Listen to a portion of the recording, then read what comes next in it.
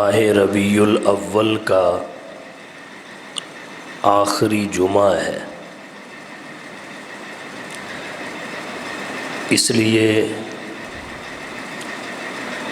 آج کے بیان میں فقط حضور سرور کونین صلی اللہ علیہ وسلم کے فضائل اور عظمت و شان کا بیان ہوگا۔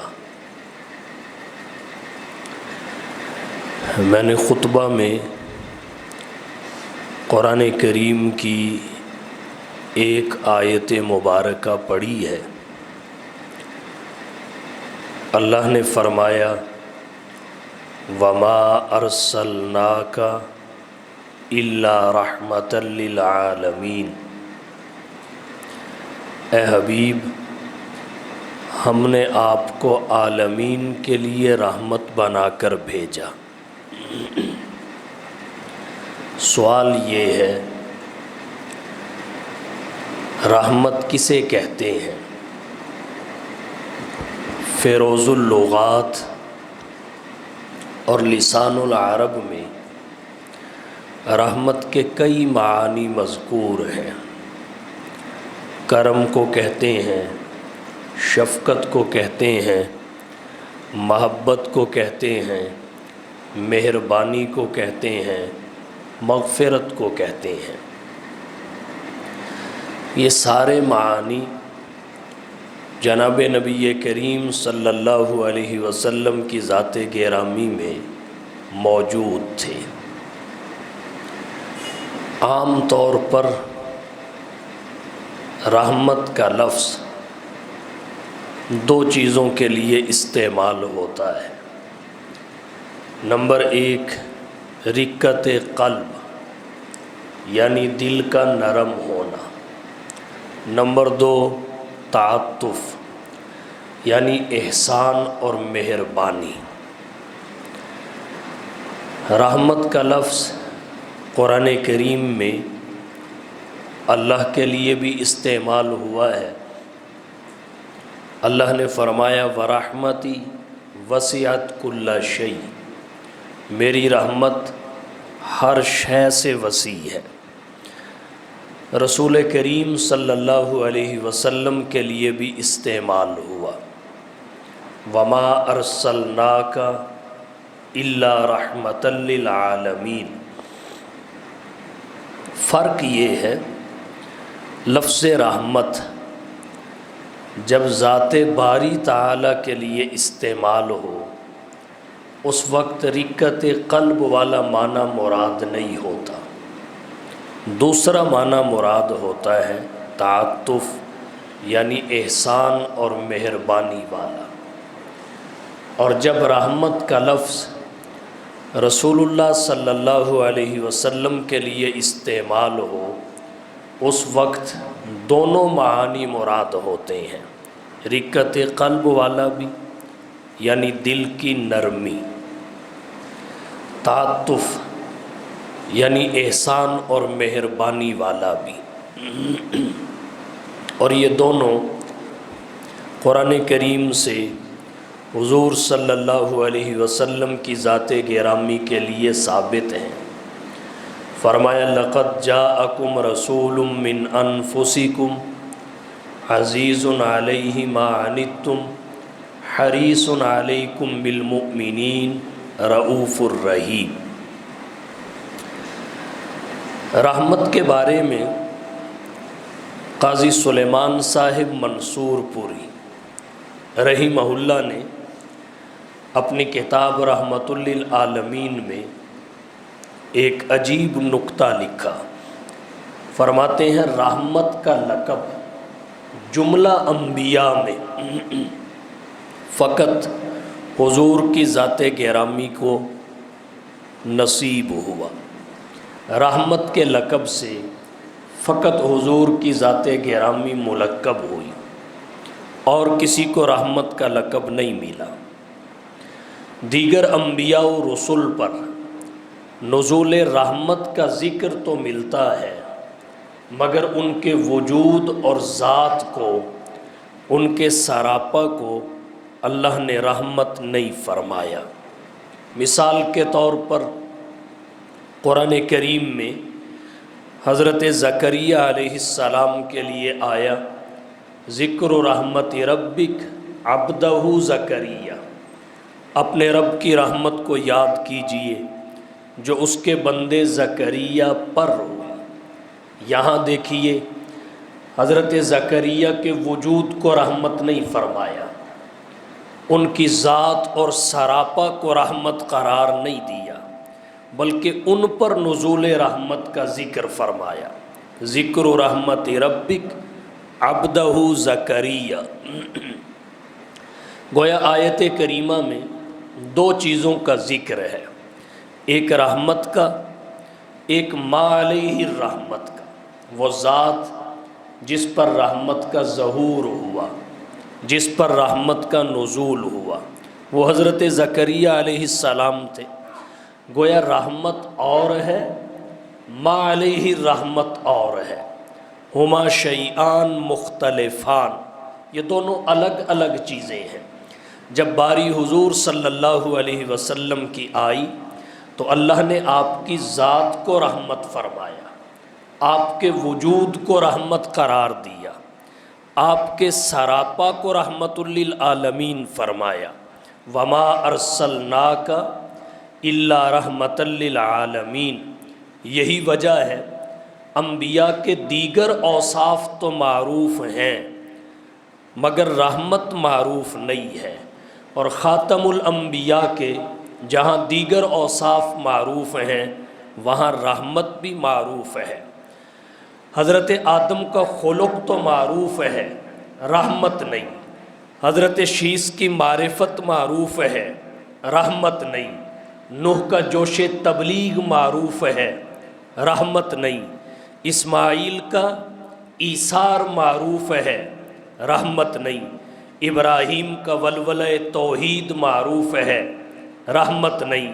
لوط کی حکمت معروف ہے، رحمت نہیں۔ صالح کی فصاحت معروف ہے، رحمت نہیں۔ عیسیٰ کا زہد معروف ہے، رحمت نہیں۔ یحییٰ کی پاک دامنی معروف ہے، رحمت نہیں۔ اسحاق کی تسلیم و رضا معروف ہے، رحمت نہیں۔ ایوب کا صبر معروف ہے، رحمت نہیں۔ سلیمان کی سلطنت معروف ہے، رحمت نہیں۔ داود کی لہن معروف ہے، رحمت نہیں۔ یوسف کا حسن معروف ہے، رحمت نہیں۔ اگر رحمت معروف ہے فقط رحمت للعالمین کی ہے۔ وہ نبیوں میں رحمت لقب پانے والا، وہ نبیوں میں رحمت لقب پانے والا، مرادیں غریبوں کی بر لانے والا، مصیبت میں غیروں کے کام آنے والا، وہ اپنے پرائے کا غم کھانے والا، فقیروں کا ملجا ضعیفوں کا ماوا، یتیموں کا والی غلاموں کا مولا، خطا کار سے درگزر کرنے والا، بد اندیش کے دل میں گھر کرنے والا۔ تو آپ کی ذات ہے جسے اللہ نے سراپا رحمت فرمایا اور آپ کے لیے رحمت کے لقب کو چنا۔ سوال پیدا ہوتا ہے سراپا رحمت کسے کہتے ہیں؟ چند دلچسپ واقعات سے سراپا رحمت کی وضاحت کرنا چاہوں گا۔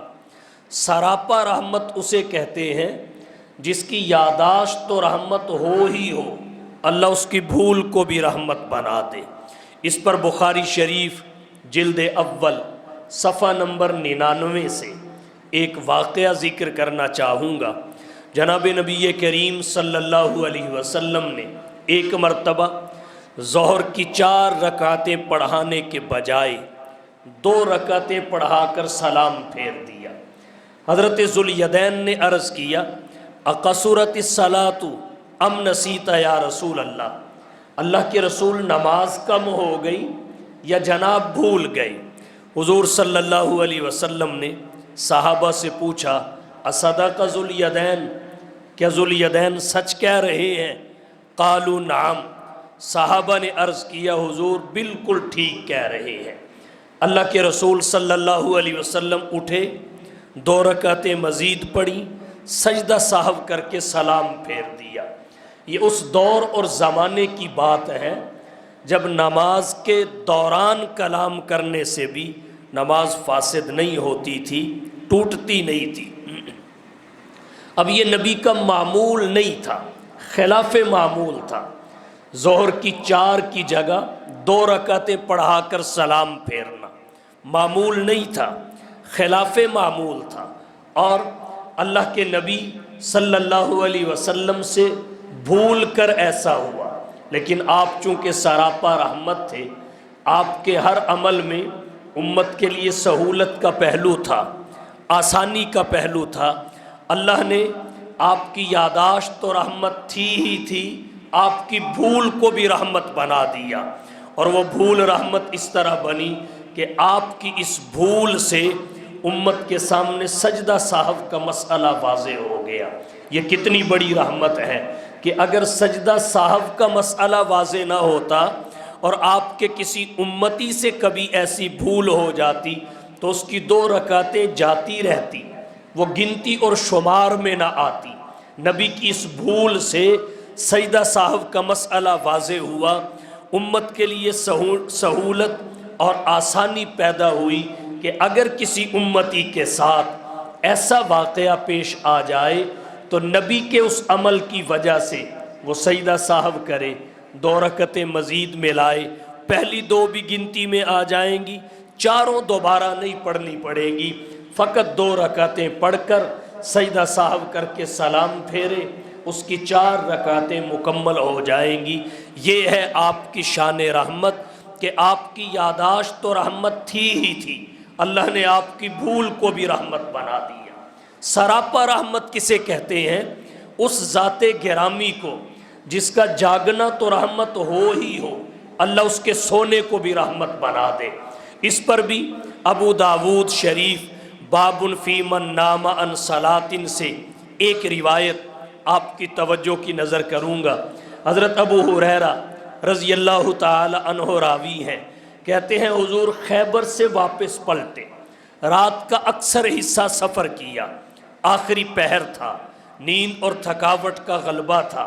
صحابہ کرام سے فرمایا کچھ دیر کے لیے آرام کر لیں، نماز فجر کے بعد دوبارہ سفر کا آغاز ہوگا۔ صحابہ کرام کی جماعت سونے کی تیاری کرنے لگی۔ حضرت بلال کو ذمہ داری سونپی کہ آپ جاگ کر قافلہ کا پہرا دیں گے، چنانچہ سب سو گئے۔ حضرت بلال تھوڑی دیر پہرا دیتے رہے، بالآخر انہیں بھی نیند آئی، اپنے اونٹ سے ٹیک لگائی، وہ بھی سو گئے۔ نتیجہ یہ نکلا نماز فجر کے لیے کوئی ایک فرد بھی بیدار نہ ہو سکا۔ صحابہ کرام بھی سوئے ہوئے تھے، مصطفیٰ بھی سوئے ہوئے تھے۔ جب سورج بلند ہوا، اس کی کرنوں نے رخسار نبوت کے بوسے لیے، تو سب سے پہلے جو ذات بیدار ہوئی وہ محمد مصطفیٰ صلی اللہ علیہ وسلم کی تھی۔ آپ نے آواز دی این بلال، بلال کہاں ہے؟ حضرت بلال کپ کپاتے بدن کے ساتھ مصطفیٰ کی خدمت میں حاضر ہوئے اور آتے ہی اپنا عذر پیش کیا، عرض کیا حضور اخذ بنفس الذی اخذ بنفسی کا، مجھے بھی اسی ذات نے سلا دیا جس نے آپ سب کو سلائے رکھا۔ حضور میرا عذر یہ ہے، اللہ نے مجھے بھی سلا دیا۔ حضور نے عذر قبول فرمایا اور حکم دیا یہاں سے آگے بڑھیں۔ آگے چلے گئے، آگے جا کر باجماعت نماز کی قضا فرمائی، اور پھر کہا من نام عن صلاۃ او نسیہا فلیصلیھا اذا ذکرھا، وفی روایت من نسی صلاۃ فلیصلیھا اذا ذکرھا، کہ جب کوئی نماز کو بھول جائے تو یاد آنے پر اسے پڑھ لے، اس کی قضا کر لے۔ تو آپ کی ذات گرامی چونکہ سراپا رحمت ہے، نماز کے وقت سونا مصطفیٰ کا معمول نہیں تھا، خلاف معمول تھا، لیکن اللہ نے اس میں بھی امت کے لیے آسانی پیدا کر دی، اس سے بھی امت کو سہولت عطا فرمائی کہ اللہ کے نبی صلی اللہ علیہ وسلم کا جاگنا تو رحمت تھا ہی تھا، اللہ نے مصطفیٰ کے سونے کو بھی رحمت بنا دیا۔ نماز کے وقت مصطفیٰ سوئے ہوئے تھے، اس کے بعد پھر قضا نماز کی، تو اس خلاف معمول سے امت کے سامنے قضا نماز کا مسئلہ واضح ہو گیا۔ یہ کتنی بڑی سہولت ہے، اندازہ یہاں سے لگائیے۔ اگر یہ واقعہ پیش نہ آتا، کسی کی ماضی کی نمازیں چھوٹی ہوئی ہوتی، تو ان کا گناہ اور بوجھ مسلسل کندھوں پہ رہتا اور اللہ کے دربار میں شرمندگی اور ندامت کا سامنا کرنا پڑتا۔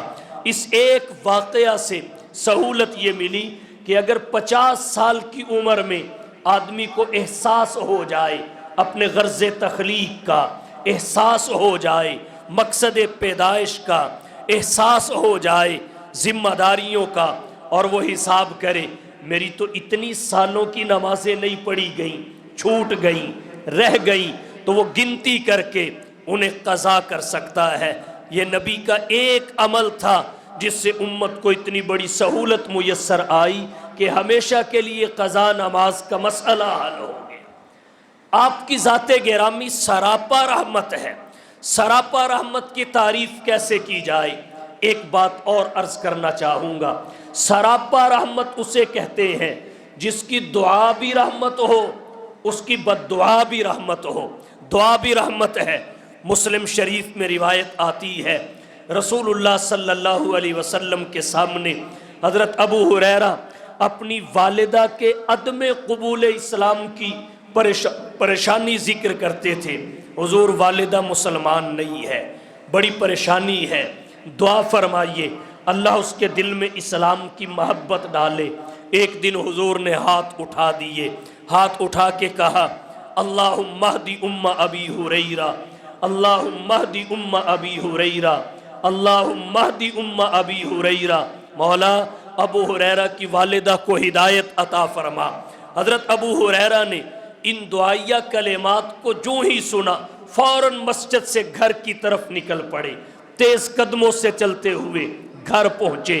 ذہن میں یہ بات گردش کر رہی تھی کہ میں دیکھوں تو صحیح حضرت نبی کریم صلی اللہ علیہ وسلم کی دعا کی قبولیت گھر میں پہلے پہنچتی ہے یا ابو ہریرہ گھر میں پہلے پہنچتے ہیں۔ حضرت ابو ہریرہ گھر میں پہنچ نہ پائے تھے کہ دعا کی قبولیت کا ثمر پہلے پہنچ گیا تھا۔ دروازے پہ دستک دی تو والدہ نے کہا ٹھہر جائیے، میں قبول اسلام کے لیے تیاری کر رہی ہوں۔ دعا تو رحمت ہے ہی ہے، کایا پلٹ گئی۔ اللہ کے نبی نے ہاتھ اٹھائے، سیرت کی کتابوں میں آتا ہے بارش کے لیے دعا کی، ابھی آپ کے ہاتھ چہرے کی طرف پلٹے نہیں تھے کہ فضائے آسمانی کو کالی گھٹاؤں نے پہلے گھیر لیا تھا۔ حضرت عمر بن خطاب کے لیے دعا کی اللہم اعز الاسلام بعمر بن الخطاب او بعمر بن ہشام۔ ایک دن بھی پورا نہ ہونے پایا، اللہ نے عمر بن خطاب کو صحابی بنا کر اسلام کی توفیق سے نواز کر مصطفیٰ کی خدمت میں پہنچا دیا۔ تو اللہ کے نبی کی دعا تو رحمت ہے ہی ہے، اللہ نے آپ کی بد دعا کو بھی رحمت بنا دیا۔ مسلم شریف میں روایت آتی ہے ایک شخص کو دیکھا بایاں ہاتھ کے ساتھ کھانا کھا رہا ہے، اللہ کے رسول نے فرمایا کل بیمینک، دایاں ہاتھ کے ساتھ کھانا کھائیے۔ وہ کہنے لگا لا استطیع، میں نہیں کھا سکتا، حالانکہ کھا سکتا تھا۔ حضور فراست نبوت سے سمجھ گئے کہ یہ کھا سکتا ہے، غلط بیانی سے کام لیا ہے۔ اللہ کے نبی نے فوراً بد دعا کی لستطاعت، اچھا کھا بھی نہیں سکے گا۔ اہل علم نے لکھا ہے اللہ نے اس کے اس ہاتھ کو ناکارہ کر دیا، یہ لقمہ اٹھا کر مڑ کر منہ کی طرف نہیں آ سکا، پوری زندگی وہ اس اذیت میں مبتلا رہا۔ اب سوال پیدا ہوتا ہے رحمت للعالمین، شفیع المذنبین، رحمت کا تاج پہن کر آنے والی ذات، بس اتنی سی بات پر آپ نے بد دعا کر دی کہ لستطاعت، کھا بھی نہیں سکے گا، اس کا پورا ہاتھ ضائع ہو گیا۔ ذہن میں عجیب سی کیفیت پیدا ہوتی ہے کہ رحمت للعالمین ہو کر بس اتنی سی بات پہ بد دعا، جبکہ حدیث کے شارحین کہتے ہیں یہاں آپ کی شان رحمت کا تقاضا بد دعا کرنا تھا، یہاں شان رحمت کا تقاضا بنتا ہی یہ تھا، آپ کہیں گے کیسے؟ اہل علم نے لکھا ہے وہ کھانا کھا سکتا تھا لیکن اس بات کو محسوس کیا کہ مجھے روکا کیوں گیا، مجھے ٹوکا کیوں گیا۔ غرور کی وجہ سے، تکبر کی وجہ سے نبی کی بات کو جھٹلایا، اس کو اہمیت نہ دی۔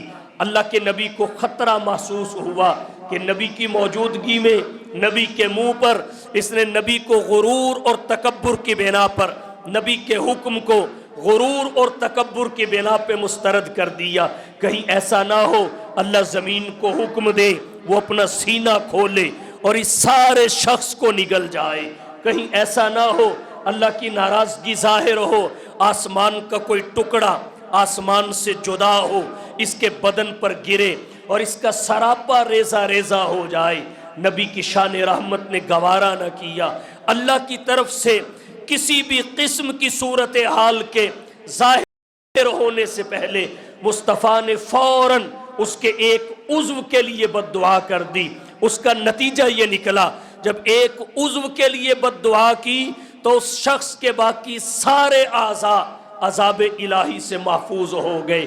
یہ ہے مصطفیٰ کی شان رحمت کہ جس کی دعا تو رحمت ہے ہی ہے، اللہ نے اس کی بد دعا کو بھی رحمت بنا دیا۔ سلام اس پر جس نے بے کسوں کی دستگیری کی، سلام اس پر جس نے بے کسوں کی دستگیری کی، سلام اس پر جس نے بادشاہی میں فقیری کی، سلام اس پر کہ اسرار محبت جس نے سمجھائے، سلام اس پر کہ جس نے زخم کھا کر پھول برسائے۔ آپ سراپا رحمت ہے، آپ کی ذات اور وجود کو رحمت قرار دیا گیا، اور رحمت کا لقب جملہ انبیاء میں فقط آپ کو عطا ہوا۔ آپ کی ہر ہر ادا رحمت ہے، آپ کا ہر ہر عمل رحمت ہے، آپ کی ہر ہر بات رحمت ہے، آپ کا ہر ہر لمحہ رحمت ہے۔ اگر کہیں مصطفیٰ نے دعا کے لیے ہاتھ اٹھائے، دعا کے لیے ہاتھ اٹھانا رحمت، بد دعا کے لیے ہاتھ اٹھائے، بد دعا کے لیے ہاتھ اٹھانا رحمت۔ اگر کہیں مصطفیٰ تلوار اٹھا کر، زرہ پہن کر، اسلحہ سے لیس ہو کر میدان میں آئے تو وہاں یہی آپ کی رحمت کا تقاضا تھا۔ تو اللہ نے جملہ انبیاء میں آپ کی ذات گرامی کو رحمت کا لقب عطا کیا، کیونکہ آپ ہی کی ذات گرامی ہے جس کا دائرہ نبوت محدود نہیں، غیر محدود ہے۔ آپ ہی کی ذات گرامی ہے کہ عالم ارواح میں جس نے پوری انسانیت کی رہبری اور رہنمائی کی ہے۔ آپ انبیاء کے استاذ کے منصب پہ فائز ہوئے ہیں۔ عہد الست جب ہوا تو الستُ بربکم کا جواب سب سے پہلے مصطفیٰ کی زبان سے نکلا۔ آپ سے سن کر پوری انسانیت نے کہا بلا شہیدنا۔ آپ ہی کی ذات گرامی ہے جن کی نبوت و رسالت کو ذاتی قرار دیا گیا ہے۔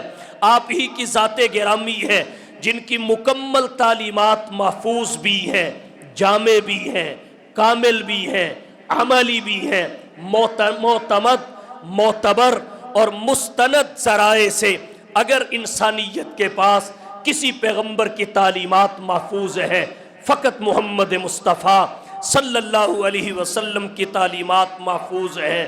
یہ وصف اور کسی پیغمبر کی تعلیمات میں نہیں ہے۔ اور کہنا چاہوں گا اللہ نے آپ ہی کو رحمت کا لقب کیوں عطا کیا؟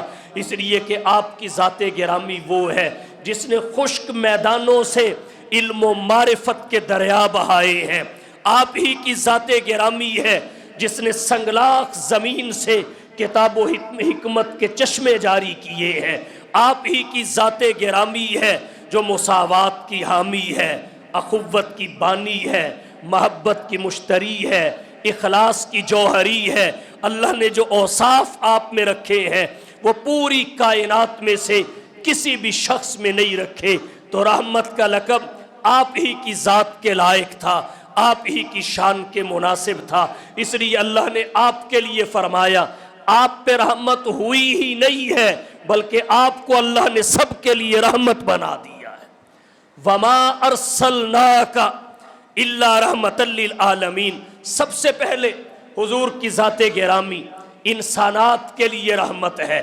انسانات کے دو طبقے ہیں، ایک اہل ایمان، نمبر دو اہل کفر۔ اہل ایمان کو حضور کی امت اجابت کہتے ہیں، اہل کفر کو حضور کی امت دعوت کہتے ہیں۔ آپ دونوں طبقوں کے لیے رحمت کا تاج پہن کر آئے، دونوں طبقے آپ کی رحمت سے فیض یاب ہوئے۔ البتہ اہل علم نے ایک فرق لکھا ہے، وہ یہ کہ اہل اسلام جو نبی کی امت اجابت ہے وہ دنیا میں بھی نبی کی رحمت سے فیض یاب ہوتے رہیں گے، آخرت میں بھی نبی کی رحمت سے فیض یاب ہوں گے، کیونکہ آخرت میں حوض کوثر امت اجابت کو ملے گا، آخرت میں استحقاق شفاعت اہل ایمان کو ملے گا جو گناہگار ہوں گے۔ اہل کفر نہ حضور کے ہاتھوں سے جام کوثر پی سکیں گے، نہ آپ کی شفاعت کے مستحق قرار دیے جا سکیں گے۔ تو اہل ایمان دنیا میں بھی حضور کی رحمت سے فیض یاب ہوتے رہیں گے، آخرت اور جنت میں بھی حضور کی رحمت سے فیض یاب ہوں گے۔ اہل کفر دنیا میں تو حضور کی رحمت سے فیض یاب ہوتے رہیں گے، مگر آخرت میں دائمی جہنم ان کا مقدر بنے گی، نبی کی رحمت میں کمی نہیں ہوگی، نبی کی باران رحمت وہاں بھی اسی طرح برسے گی، اس سے بڑھ کے برسے گی جیسے دنیا میں برسا کرتی تھی، مگر ان کا کفر مستفیض ہونے کی راہ میں رکاوٹ بن جائے گا، دیوار بن جائے گا، حائل ہو جائے گا، اس لیے وہاں ابدی جہنم ان کا مقدر بنے گی۔ سوال یہ ہے اہل ایمان مصطفیٰ کی رحمت سے کس طرح فیض یاب ہوئے، اس کے چند مظاہر آپ کی توجہ کی نظر کرتا ہوں۔ جب رمضان کے مہینہ میں پہلے سال تراویح پڑھی گئی، جناب نبی کریم صلی اللہ علیہ وسلم مدینہ طیبہ میں رمضان کی پہلی شب تراویح پڑھانے کے لیے تشریف لائے، آپ نے تراویح پڑھائی، اگلے دن اس کا چرچا ہوا، جب دوسری تراویح آئی تو مسجد میں تعداد ڈبل ہو گئی، پھر حضور نے تراویح پڑھائی، اگلے دن اس کا چرچا ہوا، تعداد پھر ڈبل ہو گئی، 3 راتیں آپ نے تراویح پڑھائی، تعداد بڑھتی چلی گئی، مسجد میں تل دھرنے کی جگہ نہیں تھی۔ جب چوتھی رات مصطفیٰ تراویح پڑھانے کے لیے نکلنے لگے، آپ نے حجرہ مبارکہ کا پردہ ہٹایا، پردہ ہٹا کے دیکھا کہ مسجد نبوی صحابہ کرام سے، مسلمانوں سے کھچا کھچ بھری ہوئی ہے، تل دھرنے کی جگہ نہیں ہے۔ حضور صلی اللہ علیہ وسلم نے ارادہ تبدیل فرما دیا، آپ حجرہ سے مسجد میں نہیں آئے، وہیں سے آپ نے پیغام بھیج دیا کہ اپنی اپنی تراویح پڑھ لیجئے، نماز تراویح کی جماعت کو دوامن ترک کر دیا۔ اس کا سبب کیا تھا؟ نبی رحمت کی رحمت، اللہ کے نبی نے سوچا صحابہ کرام کا جس قدر ذوق ہے، جذبہ اور شوق ہے، اگر اسی طرح تراویح کا معمول رہا تو اللہ کہیں ان کے ذوق اور شوق کی وجہ سے تراویح کی نماز کو فرض نہ کر دے۔ اگر تراویح کی نماز فرض ہو گئی تو امت مشکل میں مبتلا ہو جائے گی، اس لیے دوامن تراویح کی نماز کو ترک کر دیا، صرف امت کی سہولت کے لیے، رحمت کی وجہ سے۔ اللہ کے نبی کی پوری زندگی میں اس کے بعد اسی طرح نماز تراویح پڑھی گئی ٹولیوں کی شکل میں۔ پھر حضرت ابو بکر صدیق کا زمانہ خلافت آیا، یہ خطرہ تو ختم ہو چکا تھا کہ اب نماز تراویح فرض ہو، کیونکہ فرضیت وہی سے ثابت ہوتی ہے۔ جب حضور دنیا سے تشریف لے گئے تو فرضیت کا خطرہ ختم، لیکن حضرت ابو بکر کا زمانہ خلافت انتہائی مختصر تھا، کم و بیش 2 سال پہ مشتمل تھا، فتنے بہت زیادہ تھے، فتنوں کی کثرت تھی، ایام کی قلت تھی۔ حضرت ابو بکر صدیق رضی اللہ تعالی عنہ کو اس جانب توجہ کا وقت نہ مل سکا۔ جب حضرت ابو بکر دنیا سے رخصت ہوئے، دوسرے نمبر پر مسند خلافت پر حضرت عمر بن خطاب رضی اللہ تعالی عنہ متمکن ہوئے۔ ایک تو زمانہ خلافت بھی وسیع تھا، کم و بیش 10 سال پہ مشتمل تھا۔ پھر حضرت عمر بن خطاب ایسی بہادر اور جری شخصیت تھے جن کو دیکھ کے شیطان بھی راستہ بدل لیا کرتا تھا۔ حضرت عمر بن خطاب رضی اللہ تعالی عنہ کے مسند خلافت پہ متمکن ہوتے ہی فتنے دبک گئے، اور لوگ جو فتنہ پرور تھے وہ سہم کے رہ گئے۔ حضرت عمر بن خطاب نے پھر نبی کے اس منشا کو پورا کیا، نبی کی اس تمنا کو پورا کیا۔ تمنا تو تھی کہ پورا مہینہ باجماعت مسجد میں نماز تراویح پڑھی جائے، مگر یہ خطرہ لاحق ہوا کہ صحابہ کے جذبہ و شوق کی وجہ سے، ان کے انہماک اور ذوق کی وجہ سے کہیں تراویح کی نماز فرض نہ ہو جائے۔ امت پر رحمت اور شفقت کی وجہ سے آپ نے جماعت کروانا چھوڑ دیا، دواماً جماعت کو ترک کر دیا۔ لیکن حضرت عمر جب مسند خلافت پہ آئے، اب یہ خطرہ نہیں تھا، فرضیت وحی سے ہوتی تھی۔ حضور کے چلے جانے کے ساتھ ہی وحی کا دروازہ بند ہو گیا تھا۔ آپ نے حضرت ابی بن کعب کی اقتداء میں تمام صحابہ کو، مسلمانوں کو جمع کیا اور مسجد نبوی میں باجماعت نماز تراویح پڑھنے کا حکم دیا۔ یہ نماز تراویح کا جو معاملہ تھا، حضور صلی اللہ علیہ وسلم کی شان رحمت کا اظہار کرتا ہے کہ امت کی محبت میں مصطفیٰ نے اپنے منشا کو ترک کر دیا اور امت کی سہولت کو پیش نظر رکھا۔ بخاری شریف میں روایت آتی ہے، حضور صلی اللہ علیہ وسلم نے فرمایا، لولا ان اشق علی امتی لامرتہم بالسواک عند کل وضوء، اگر میں اپنی امت پر مشقت محسوس نہ کرتا، تنگی اور تکلیف محسوس نہ کرتا، تو میں ہر وضو سے پہلے ان کے لیے مسواک کو لازم قرار دے دیتا، اور میں کہتا جس طرح نماز وضو کے بغیر نہیں ہوتی، وضو مسواک کے بغیر نہیں ہوتا، لیکن اس سے امت مشقت میں مبتلا ہو جاتی اور رحمت للعالمین کی شان رحمت اسے گوارا نہیں کرتی تھی۔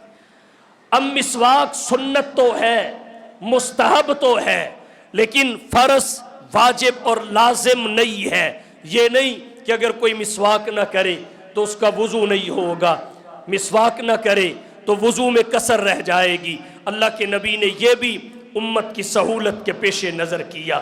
اللہ نے جب بھی اپنے حبیب کو دو کاموں میں سے ایک کو چننے کا اختیار دیا کہ ان دو میں سے جسے آپ چاہیں آپ اختیار کر سکتے ہیں، ان میں ایک مشکل ہو دوسرا آسان ہو، نبی کی طبیعت مشکل کی طرف مائل ہو، لیکن اللہ کے نبی نے اپنی طبیعت کو نہیں دیکھا، امت کی سہولت کو دیکھا۔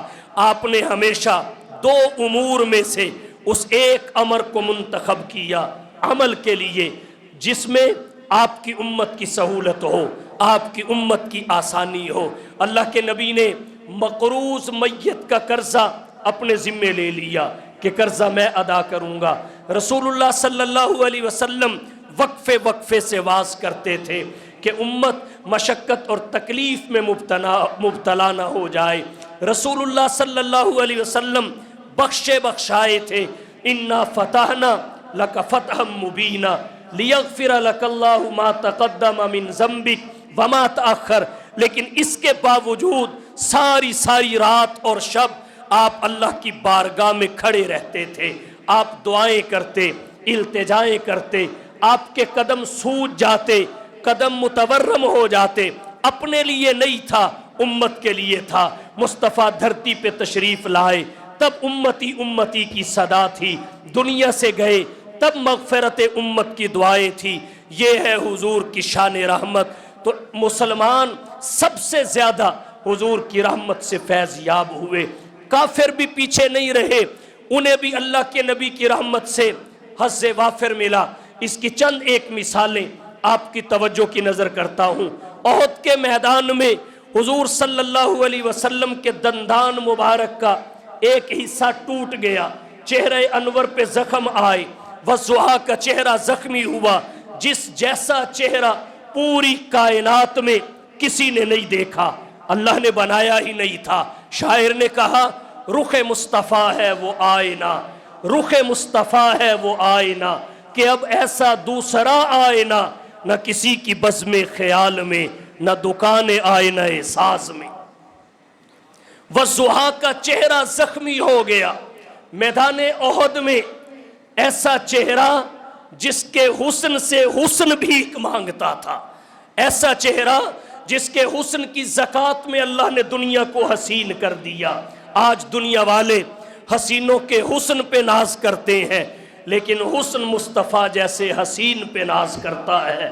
کہنے والے نے کہا نازاں ہے جس پہ حسن وہ حسن رسول ہے، نازاں ہے جس پہ حسن وہ حسن رسول ہے۔ یہ کہکشاں تو آپ کے قدموں کی دھول ہے، اے راہ روان شوق یہاں سر کے بل چلو، طیبہ کے راستے کا کانٹا بھی پھول ہے۔ وضحیٰ کا چہرہ زخمی ہوا، اللہ کے نبی کے صحابہ آئے، حضور سے عرض کیا حضور اب تو ان مشرکین نے انتہا کر دی ہے ظلم و ستم کی، اب تو بد دعا کے لیے ہاتھ اٹھائیے۔ بد دعا کی درخواست کی، حضور سرور عالم صلی اللہ علیہ وسلم نے اپنی ذات کے لیے انتقام نہیں لیا، شان رحمت للعالمین کا مظاہرہ کرتے ہوئے فرمایا سن لو انی لم ابعث لعانا وانما بعثت رحمتا، اللہ نے مجھے بد دعائیں کرنے کے لیے نہیں بھیجا، اللہ نے مجھے لعنتیں کرنے کے لیے نہیں بھیجا، اللہ نے تو مجھے دعائیں کرنے کے لیے بھیجا ہے، مجھے تاج رحمت پہنا کے بھیجا ہے۔ پھر حضور نے ہاتھ اٹھائے، صحابہ کرام سمجھنے لگے شاید اب بد دعا کرنے لگے ہیں، لیکن اس لمحے بھی حضور کی زبان انور سے دعائیہ کلمات نکلے، فرمایا اللہم اہدی قومی فإنہم لا یعلمون، مولا میری اس قوم کو ہدایت دے دے، یہ تیرے نبی کے مرتبے کو نہیں جانتی۔ اللہم اہدی قومی فإنہم لا یعلمون، مشکاۃ شریف میں حدیث آتی ہے، حضرت ابو ہریرہ رضی اللہ تعالی عنہ راوی ہیں، عرض کیا حضور ادعو علی المشرکین، صحابہ کہنے لگے مشرکین کے خلاف ہاتھ اٹھائیے، بد دعا کیجئے۔ حضور نے پھر وہی جملہ کہا انی لم ابعث لعانا وانما بعثت رحمتا۔ کیا شان رحمت ہے، ابو جہل اس کی ذریت توحید کی منکر تھی، دین کی دشمن تھی، تعلیمات نبوت کی باغی تھی، وہ پہلے سے ہی عذاب الہی کی مستحق تھی، لیکن اخیر ہو گئی جب ابو جہل نے غلاف کعبہ کے ساتھ کھڑے ہو کے کہا اللہم ان کان ھذا ھو الحق من عندک فامطر علینا حجارۃ من السماء او ائتنا بعذاب علیم، مولا اگر یہ تیرا دین، تیرا نبی، اس پر اترنے والی وحی برحق ہے، اگر یہی برحق ہے جو تو نے محمد بن عبداللہ پہ اتارا ہے، تو پھر ہم آسمان سے پتھروں کی بارش برداشت کر سکتے ہیں، ہم تیرا کوئی بھی عذاب جھیلنے کے لیے تیار ہیں، تو خسف کا عذاب دے یا تو مسخ کا عذاب دے، لیکن ہم محمد پہ ایمان نہیں لا سکتے۔ اللہم ان کان ھذا ھو الحق من عندک فامطر علینا حجارۃ من السماء او ائتنا بعذاب علیم۔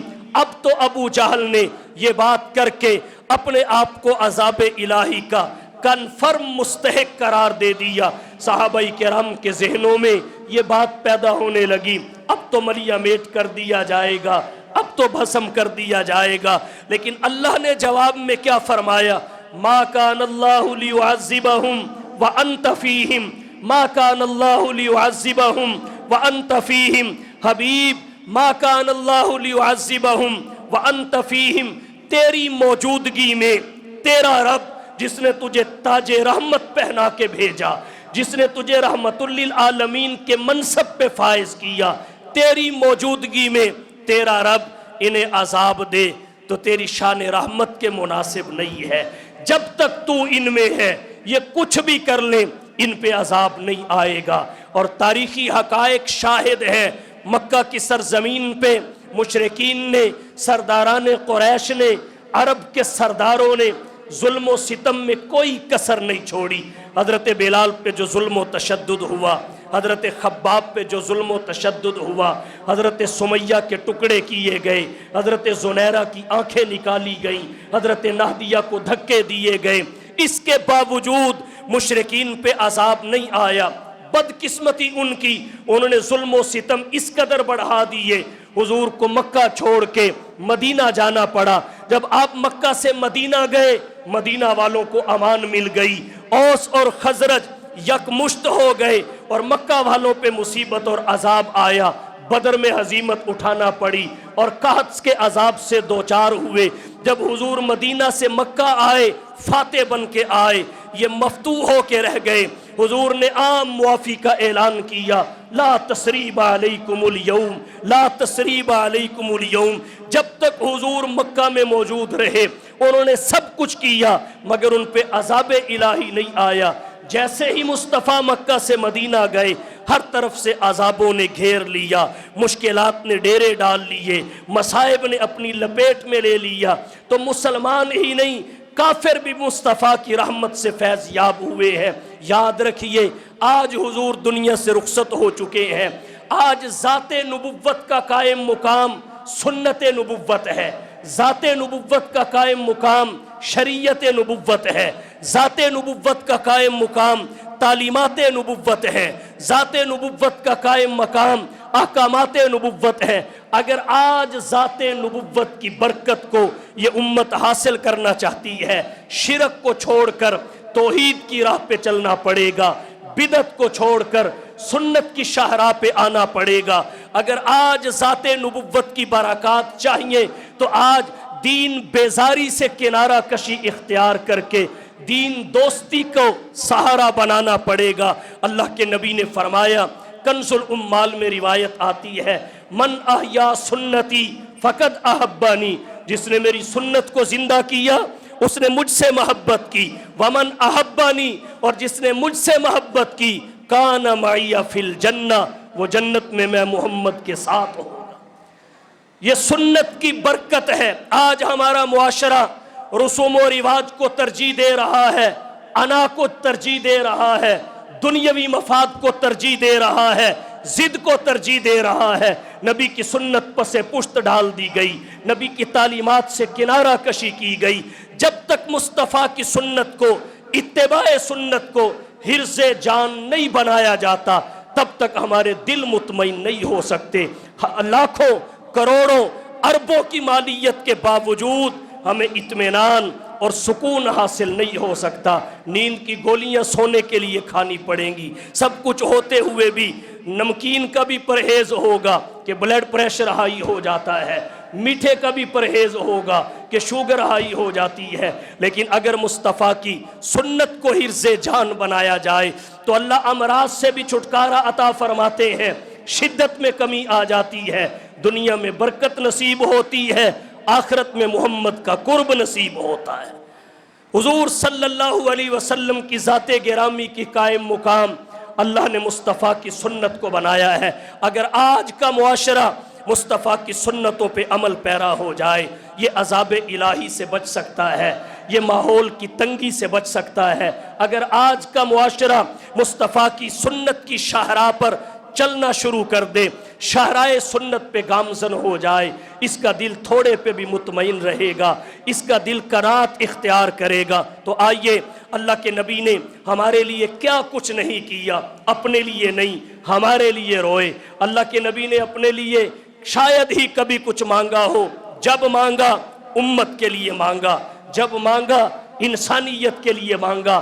آپ کا جب دامن پھیلا ہمارے لیے، جب ہاتھ اٹھے ہمارے لیے، جب زبان پر دعائیہ کلمات آئے ہمارے لیے۔ اللہ کے نبی ہماری محبت میں روتے گئے، امت کے غم میں گھلتے گئے، امت کے پیار میں پگھلتے گئے۔ آج امت کا حق بنتا ہے، امت کی ذمہ داری بنتی ہے کہ خوشی میں بھی محبوب پیغمبر کی سنت کو پیش نظر رکھیں، غمی میں بھی محبوب پیغمبر کی سنت کو پیش نظر رکھیں، تنگ دستی میں بھی محبوب پیغمبر کی تعلیمات کو فالو کریں، خوشحالی میں بھی مصطفیٰ کی تعلیمات کو فالو کریں۔ آؤ دوستو ایک کام کریں، آؤ دوستو ایک کام کریں، اسوہ مصطفیٰ کو عام کریں، جن سے ہوتا ہے زمانے میں اجالا، ان چراغوں کا اہتمام کریں۔